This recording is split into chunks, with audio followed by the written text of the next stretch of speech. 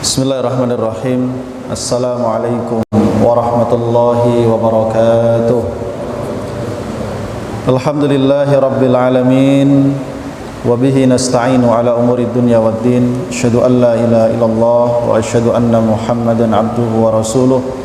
Allahumma salli wa sallim wa barik ala sayyidina Muhammadin wa ala alihi wa ashabihi wa man istanna bi sunnatihi wa da'a bi da'watihi ila yaumiddin.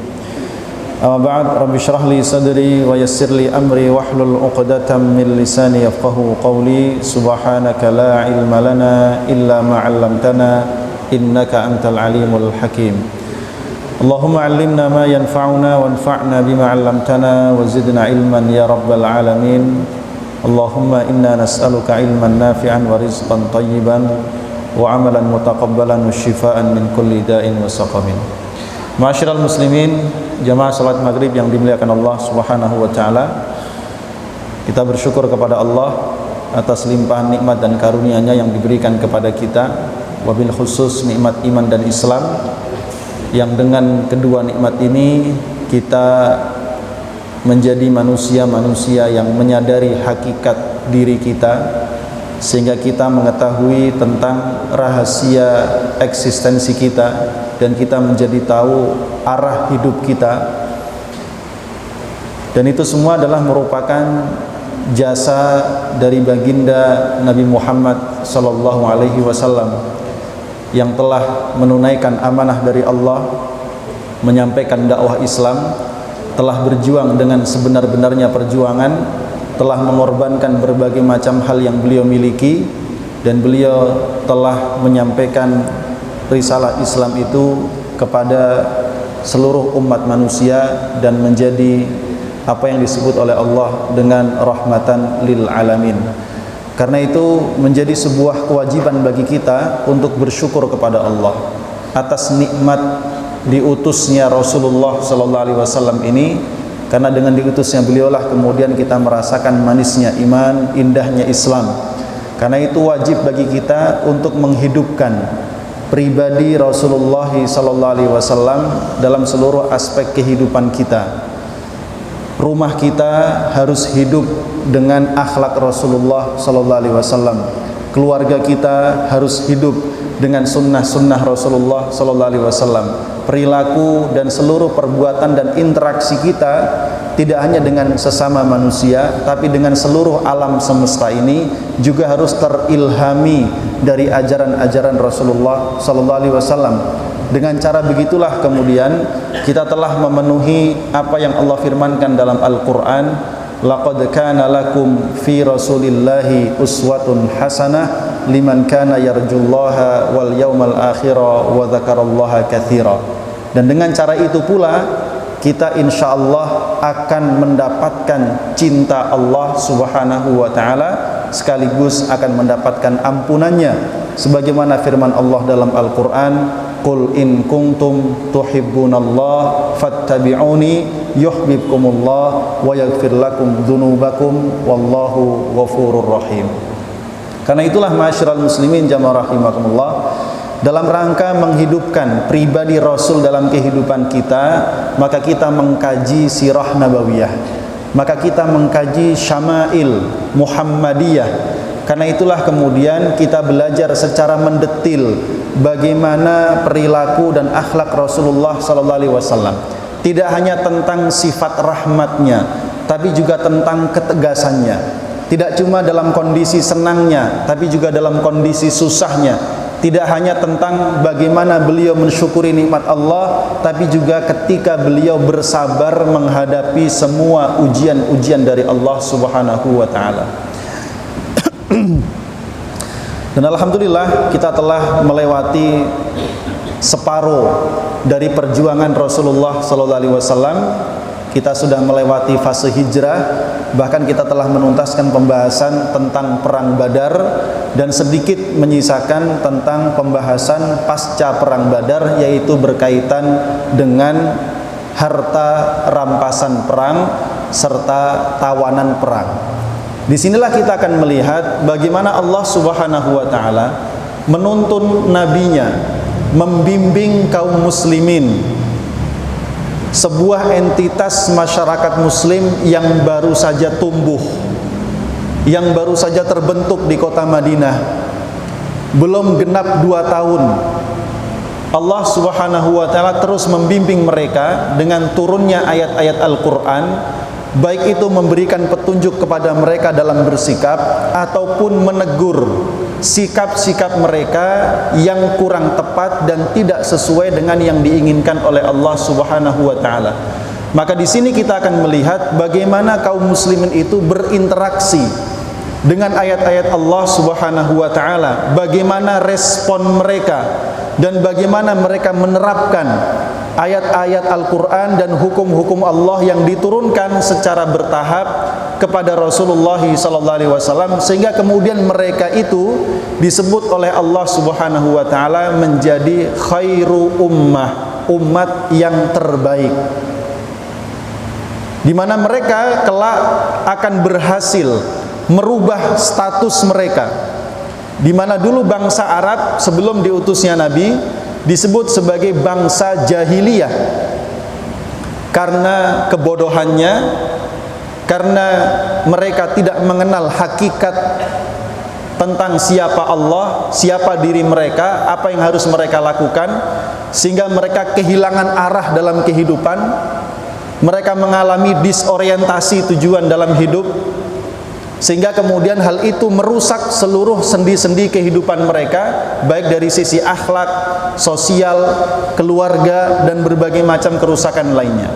Tapi setelah mereka beriman kepada Rasulullah SAW, mereka kemudian mengikuti ajaran-ajaran Allah, mereka kemudian menjadikan Al-Quran sebagai pedoman dalam hidup mereka, maka bangsa jahiliyah itu telah dirubah oleh Allah Subhanahu wa ta'ala statusnya dari jahiliyah menjadi khairu ummah, umat yang terbaik, di mana Allah memberikan gelar kepada mereka radhiyallahu anhum wa radu'an. Allah sudah meridhai mereka dan mereka pun ridha kepada Allah, dan di antara mereka adalah orang-orang yang dijanjikan masuk surga bahkan di saat mereka masih berjalan di atas muka bumi. Ma'asyiral muslimin jamaah rahimakumullah. Karena itu dengan kita mempelajari sirah Nabi ini, kita akan mengetahui bagaimana kita seharusnya hidup dan berinteraksi dengan ayat-ayat Allah dalam menghadapi seluruh persoalan dalam kehidupan kita. Maka benarlah kemudian ketika Rasulullah SAW bersabda, siapapun yang menjadikan Al-Quran sebagai pedoman dalam hidupnya, maka mereka tidak akan pernah tersesat untuk selamanya. Nah, ma'asyiral muslimin jamaah rahimakumullah, pasca perang Badar ini ada 2 hal yang perlu diselesaikan. Pertama tentang rampasan perang, yang kedua adalah tentang tawanan perang. Yang pertama berkaitan dengan harta rampasan perang, sebagaimana disebutkan dan diceritakan oleh sahabat Ubadah bin Samit radhiyallahu an. Ia menceritakan bahwa setelah kami selesai dari perang Badar dan musuh telah berhasil dikalahkan, maka ada di antara sebagian kami yang mengejar musuh yang lari dan menangkap mereka, sehingga kemudian menjadi tawanan. Lalu sebagian kami ada yang datang ke perkemahan musuh dan mengumpulkan harta-harta yang mereka tinggalkan, sehingga menjadi harta rampasan perang. Dan sebagian dari kami, mereka tetap berjaga-jaga di sekitar Nabi karena khawatir kalau terjadi sesuatu kepada beliau. Lalu ketika orang-orang yang mengumpulkan ghanimah itu berkumpul, mereka mengatakan, kami yang paling berhak atas harta rampasan perang ini karena kami yang mengumpulkan. Sementara saudara-saudara kami yang mengejar musuh dan menangkap mereka, mereka mengatakan, loh justru kami yang berhak karena kami sudah berlelah-lelah mengejar musuh. Yang menjaga Rasul juga begitu, justru kami yang berhak karena kami telah berada terus di sisi Nabi dan tidak meninggalkan beliau walaupun hanya sedetik untuk memastikan keselamatan beliau. Masing-masing mengaku paling berhak mendapatkan rampasan perang. Rampasan perang ini jamaah rahimakumullah hukumnya halal. Lihat manusia itu siapapun dia, kalau sudah urusan harta, ya, mulai muncul perselisihan. padahal di antara mereka masih ada Rasulullah sallallahu alaihi wasallam. Dan begitulah hikmah Allah menginginkan agar ini menjadi pelajaran besar bagi mereka, juga bagi kita yang hidup setelahnya. Maka karena sebab itu Allah Subhanahu wa taala menurunkan surah Al-Anfal. Al-Anfal itu satu surat full menceritakan tentang perang Badar. Di antara ayat-ayat dalam surah Al-Anfal itu, di antaranya ayat 1 sampai dengan beberapa ayat berikutnya itu membahas tentang masalah ghanimah ini. Yas'alunaka 'anil anfal. Mereka bertanya kepadamu wahai Muhammad tentang status harta rampasan perang. Qulil anfalu lillahi war rasul. Maka jawablah, harta rampasan perang itu adalah hak Allah dan Rasulnya. Fattakullah, maka bertakwalah kalian, takutlah kepada Allah. Wa aslihu dzata bainikum, perbaiki hubungan di antara kalian.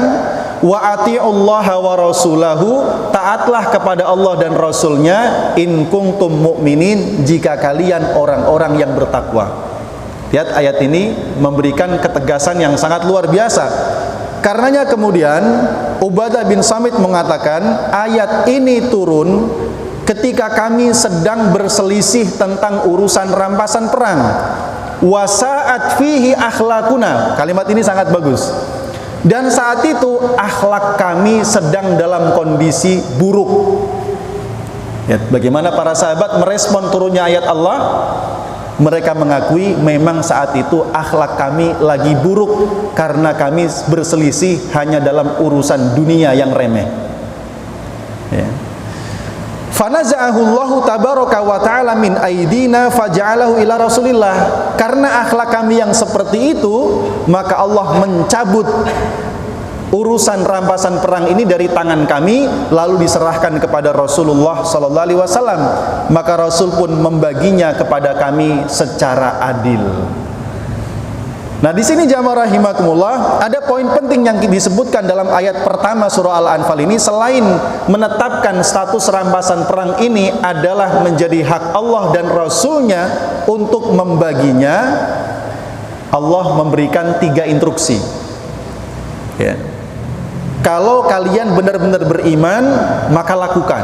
1, ittaqullah, takutlah kepada Allah. Yang kedua, wa aslihu dzata bainikum, perbaiki hubungan kalian yang tadinya sudah mulai berisik, ramai rebutan rampasan perang. Itu yang rusak biasanya tidak cuma lisan, Pak, hati pun ikut rusak. Pasti muncul kedengkian kepada saudaranya. Saya yang paling berhak, saya yang paling berhak, saya yang paling berhak. Dan rata-rata kehidupan kita juga begitu. Sesama saudara pun kandung, kalau sudah urusan rampasan warisan, Pak, mohon maaf ya, itu rusak hubungan. Dimulai karena rusaknya hati. Makanya wa aslihu dzata bainikum, perbaikilah dzata bainikum, hati kalian. Artinya untuk saling mengikhlaskan, saling berlapang dada, dan mulai menghadap kepada hukum Allah Subhanahu wa ta'ala. Maka perintah ketiga, wa ati'ullah wa rasul, taatlah kepada Allah dan Rasulnya. Artinya kalau nanti setelah ini datang bagaimana Allah mengatur pembagian rampasan perang, ikuti. Suka tidak suka, senang tidak senang, ikuti ya. Sehingga di sini Allah ingin mencabut dalam hati kaum muslimin ego ya, serta sifat mementingkan diri sendiri, supaya semua itu kemudian ditundukkan dan dipasrahkan hanya kepada Allah dan Rasulnya. Itulah namanya Islam, berserah diri, siap diatur oleh Allah, siap diatur oleh Rasulullah ya. Dan hanya dengan itulah kemudian mereka akan disebut sebagai orang yang benar-benar beriman dan mendapatkan keberuntungan dunia dan akhirat. Nah, karena itu di ayat berikutnya, ayat kedua dan ayat ketiga kalau tidak salah, Allah menyebutkan tentang sifat-sifat orang yang beriman dengan keimanan yang berkualitas. Innamal mu'minuna, sungguh yang disebut orang-orang beriman sejati adalah alladzina idza dzukirallah wajilat qulubuhum. Satu, sifat mereka kalau disebut nama Allah bergetar hati mereka, takut sama Allah. Satu, disebut nama Allah gemetar. Wa idza tuliyat alaihim ayatuhu zadathum imana.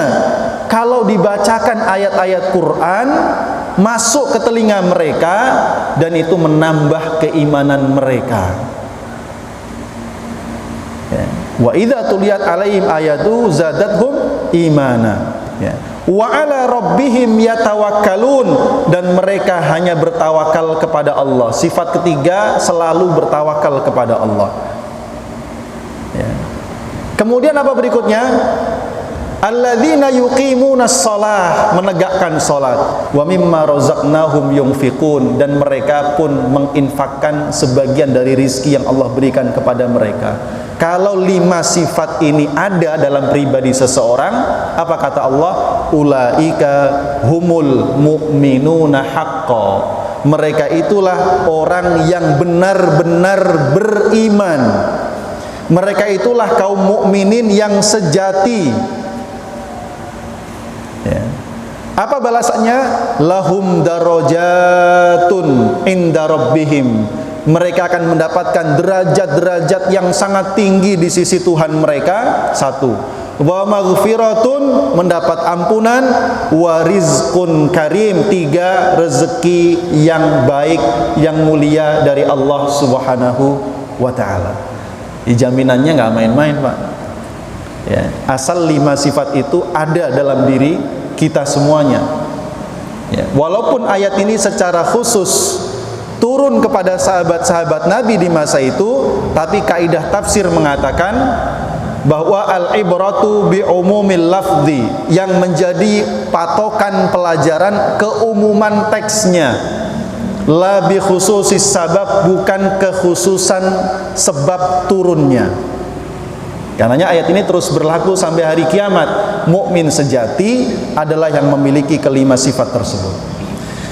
Maka jamaah rahimakumullah, karena kemudian turun ayat tersebut, maka tidak ada lagi celah bagi kaum muslimin saat itu kecuali memasrahkan pembagian ghanimah kepada Rasulullah sallallahu alaihi wasallam. Dan Allah menurunkan dalam surah Al-Anfal 41 bagaimana caranya membagi rampasan perang. Allah berfirman, wa'lamu annama ghanimtum min syai'in.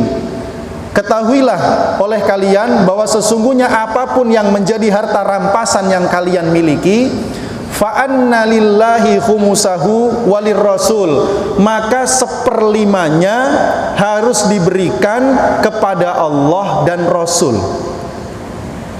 1/5. Walidil qurba, dan untuk kerabat Rasul.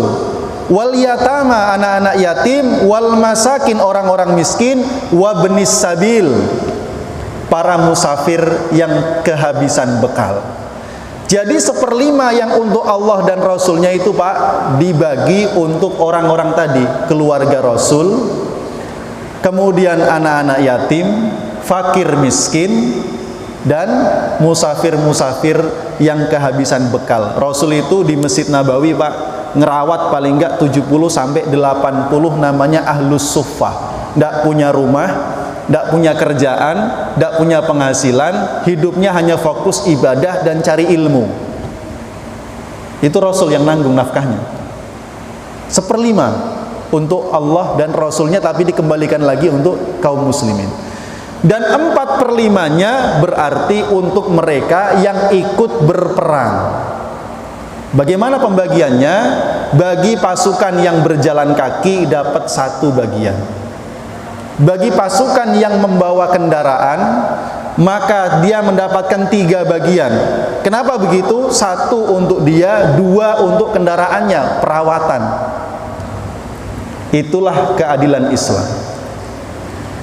Maka dengan demikian Rasulullah SAW telah membagi seluruhnya secara adil berdasarkan petunjuk Allah Subhanahu wa taala, ya, dan masing-masing mendapatkan bagiannya secara adil, dan mereka merasa puas karena telah mengikuti perintah Allah dan Rasulnya. Kalau nurutin nafsu, ya kan, pasti akan protes tuh. Oh, saya udah lelah, capek, saya udah berkorban ini itu macam-macam. Tapi karena semuanya sudah berpasrah kepada Allah dan Rasulnya, berapapun yang didapat ya sudah nggak menjadi masalah. Masing-masing memandang itulah jatah rizkinya dari Allah dari rampasan perang itu, sehingga nggak ada persoalan ya. Tapi kalau umat ini mulai berselisih tentang urusan dunia yang sedikit dan fana ini ya, maka pasti rusak, Pak. Rusak hati mereka, rusak hubungan sesama mereka, yang terjadi perpecahan, maka yang tepuk tangan adalah musuh-musuh Islam ya. Ini urusan dunia. Maka ma'asyiral muslimin jamaah rahimakumullah, maka kemudian disebutkan bahwa yang menjadikan sahabat-sahabat Rasul ini kemudian ridha kepada pembagian Rasulullah SAW adalah karena memang secara kejiwaan mereka ini sudah disiapkan, Pak. Apa yaitu? Ya tadi teguran di ayat pertama tadi. Itu menyiapkan hati mereka untuk menerima apapun keputusan Allah dan Rasulnya. Nah, ini pelajaran besarnya adalah hukum-hukum Islam tidak akan bisa ditegakkan di bumi manapun kalau kaum muslimin yang tinggal di situ hatinya belum siap menerima hukum Islam. Maka sebelum menerapkan hukum-hukum Islam, yang dibangun harus pondasinya dulu. Sebelum seseorang membuat sebuah bangunan yang megah, yang besar, yang tinggi, menjulang, harus dipastikan pondasinya kokoh. Dan pondasi itu adalah iman kepada Allah dan Rasulnya, kesiapan untuk taat, patuh, dan berpasrah kepada hukum-hukum Allah. Kalau ini tidak dibangun secara baik, mustahil hukum-hukum Allah bisa diterapkan. Yang ada pasti kong kali kong. Betul, Pak? Kan begitu ya. Nah, ma'asyiral muslimin jamaah rahimakumullah, maka kemudian diceritakan oleh Abdullah bin Amr bin As bahwa setelah Rasulullah dan sahabatnya pulang dari perang Badar ini ya, Rasulullah mengatakan, Allahumma ya Allah, sesungguhnya mereka itu, maksudnya pasukan perang Badar, mereka itu semua kelaparan ya Allah, maka kenyangkanlah mereka. Ya Allah, sesungguhnya mereka itu hufat, bertelanjang kaki, tidak punya sendal, tidak punya sepatu. Maka ya Allah, ya, angkutlah mereka, maksudnya berikan kepada mereka kendaraan biar nggak jalan kaki. Allahumma innahum uratan faksuhum, ya Allah mereka itu telanjang, maksudnya sedikit pakaiannya, maka berikan kepada mereka pakaian. Maka Allah, kata Abdullah bin Amr, memenangkan kaum muslimin pada perang Badar. Maka mereka kembali pulang dan setiap orang telah membawa binatang tunggangan dan membawa pakaian serta pulang dalam keadaan kenyang ya. Jadi Allah telah memenuhi janjinya. Apa tadi? Darajatun inda rabbihim, derajatnya tinggi di sisi Allah, wa maghfirah, diampuni dosanya, wa rizqun karim, dapat rizki yang mulia. Apa derajat mereka di sisi Allah? Setelah perang Badar ini jamaah rahimakumullah, Rasul mengatakan kepada mereka, tentu berdasarkan wahyu dari Allah, Allah mengatakan, setelah hari ini wahai veteran perang Badar, lakukan apapun yang kalian mau, sungguh Allah telah mengampuni kalian semua. Coba, SK masuk surganya sudah turun padahal orangnya masih hidup dan masih berjuang bersama dengan Rasulullah sallallahu alaihi wasallam. Maka jamaah rahimakumullah, veteran perang Badar itu punya kedudukan tersendiri di hati kaum muslimin ya. Karenanya itu kemudian setelah ini sahabat-sahabat Nabi yang tidak ikut perang Badar karena uzur dan lain sebagainya itu sangat menyesal. Karenanya di tahun berikutnya ketika Rasul meminta persetujuan mereka karena pasukan musuh dari Mekah akan datang menyerang, Rasul nanya, kita tunggu pasukan itu masuk ke Madinah baru kita perang atau kita keluar menyongsong mereka? Maka mereka yang gak ikut perang Badar bilang, ya Rasul, kita songsong mereka. Terjadilah nanti perang Uhud Ya, kita bahas nanti di episode berikutnya. Ya. Intinya jamaah rahimakumullah, betapa kemudian kaum muslimin ini benar-benar merespon setiap ayat-ayat yang turun itu tanpa harus mikir dulu, Pak, ya Rasul, ini wajib apa sunnah gitu. Kalau kita kan begitu, Ustadz, wajib apa sunnah, Ustadz? Kalau wajib, oh udah, nggak penting, nggak ada toleransi kan. Kalau sunnah, oh berarti ada toleransi dong, kita nggak usah ngerjain, nggak apa-apa gitu.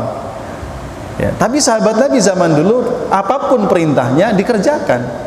Walaupun kemudian ya ada beberapa rukhsah yang diberikan karena Rasul kemudian juga kadang meninggalkan, akhirnya dihukumi sunnah dan seterusnya. Baik, ma'asyiral muslimin jamaah rahimakumullah. Meskipun demikian, Rasulullah SAW juga memaafkan beberapa sahabat. Bahkan Rasul membagi jatah rampasan perang untuk sahabat-sahabat Nabi yang tidak ikut perang Badar, baik itu karena tugas yang diberikan Nabi, atau karena urusan keluarga, atau karena hal yang lainnya yang memang menjadikan mereka tidak bisa berangkat. Contoh, Utsman bin Affan itu tidak ikut perang Badar. Kenapa? Istrinya, yaitu Ruqayyah, yang merupakan putri Rasulullah SAW, memang sedang sakit keras. Dan saat itu Rasulullah memberikan izin kepadanya untuk merawat istrinya. Jadi ketidakberangkatan Utsman ini adalah berdasarkan izin dari Rasulullah SAW. Bahkan Rasul mengatakan, bagimu wahai Utsman pahala yang sama seperti seseorang yang menyaksikan atau mengikuti perang Badar, dan kepadanya diberikan bagian harta rampasan perang. Meskipun akhirnya Ruqayyah meninggal dunia. Siapa lagi diantaranya? Abu Umamah. Saat itu dia berdebat dengan pamannya. Kata pamannya, wahai Abu Umamah, kamu jangan berangkat perang, itu ibumu lagi sakit. Kata Abu Umamah, paman aja deh yang ngurusin, saya mau ikut perang, kesempatan langka ini, kan gitu ya, karena surga di depan mata ya. Tapi kemudian ketika berita ini sampai kepada Rasulullah SAW, maka Rasul menetapkan, enggak, kamu tetap di Madinah, rawat ibumu ya. Walaupun kemudian setelah dirawat, Rasul pulang dari perang Badar, ibunya meninggal dunia, dan Rasul berikan kepadanya jatah rampasan perang karena dia tidak bisa berangkat perang karena ngurus ibunya yang lagi sakit. Birrul walidain. Siapa lagi jamaah rahimakumullah? Dan beberapa sahabat yang lain seperti Abu Lubabah, memang ditugaskan Nabi untuk sementara waktu.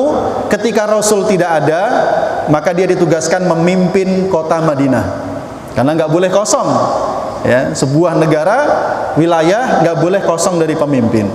Asim bin Adi, Rasul berikan tugas ya untuk menemui penduduk Aliyah di kota Madinah. Haris bin Hatib diberikan tugas menuju Bani Amr bin Auf, dan sekian banyak lagi ya sahabat-sahabat yang lainnya. Bahkan Rasul juga membagi harta rampasan perang itu untuk keluarga para syuhada yang tewas di perang Badar. Ya, jadi Rasul telah berbuat adil seadil-adilnya. Ya. Nah, ma'asyiral muslimin jamaah rahimakumullah, yang seperti ini tidak ada kecuali dalam Islam. Jadi bagaimana Rasulullah SAW benar-benar membangun basis keimanan yang sangat kuat di kalangan para sahabat, sehingga kita melihat respon sahabat ketika ayat itu turun adalah benar-benar murni sami'na wa ata'na, siap mendengar dan siap taat. Bahkan mereka itu punya karakter suratul istijabah, alias fast respon atau gercep kata orang kita, Pak ya. Begitu ayat itu turun, mereka pahami dengan baik, langsung amalkan. Nah, karakter ini yang kemudian mulai hilang dari kaum muslimin. Kalau dulu orang-orang Yahudi itu dicela oleh Allah dalam Al-Quran.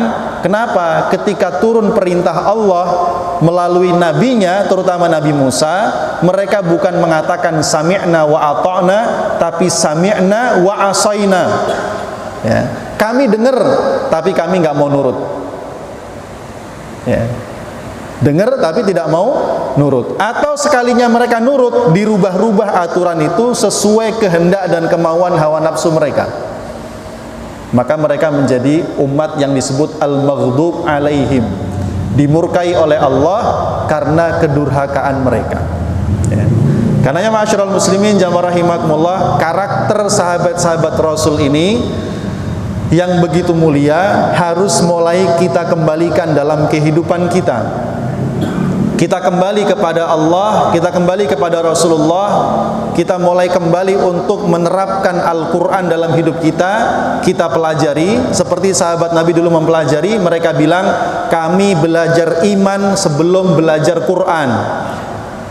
Maka setelah kami belajar iman, lalu kami belajar Quran, maka Quran itu menambah iman kami.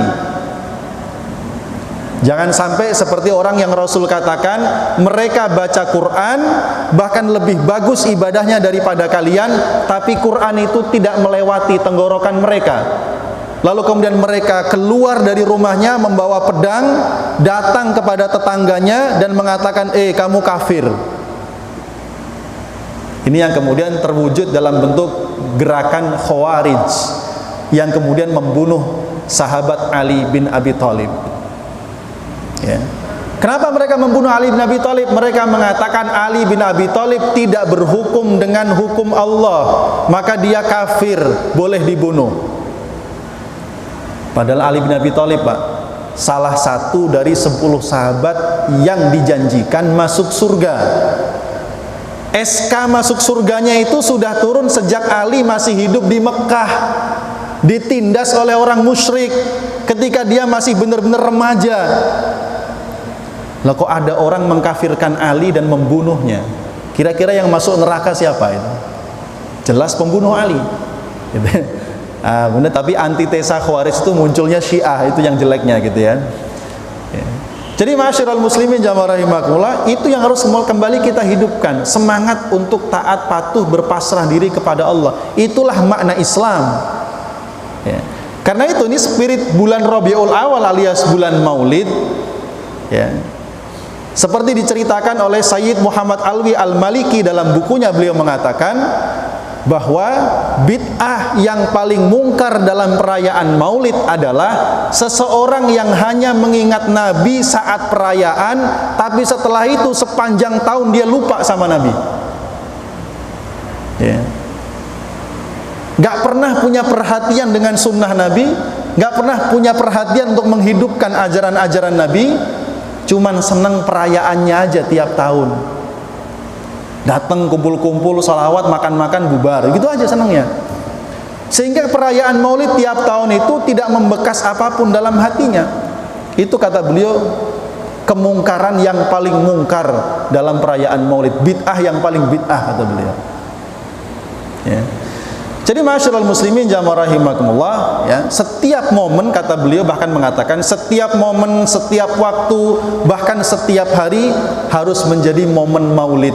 Maksudnya apa? Menghidupkan sunnah Nabi, sunnah Rasul dalam hal apapun. Nah, itu yang harus kita kembalikan hari ini di dalam hati kaum muslimin, di dalam hati kita semua, supaya benar-benar kita ini layak disebut sebagai umat Muhammad sallallahu alaihi wasallam, dan kita berhak mendapatkan syafaat beliau kelak hari kiamat.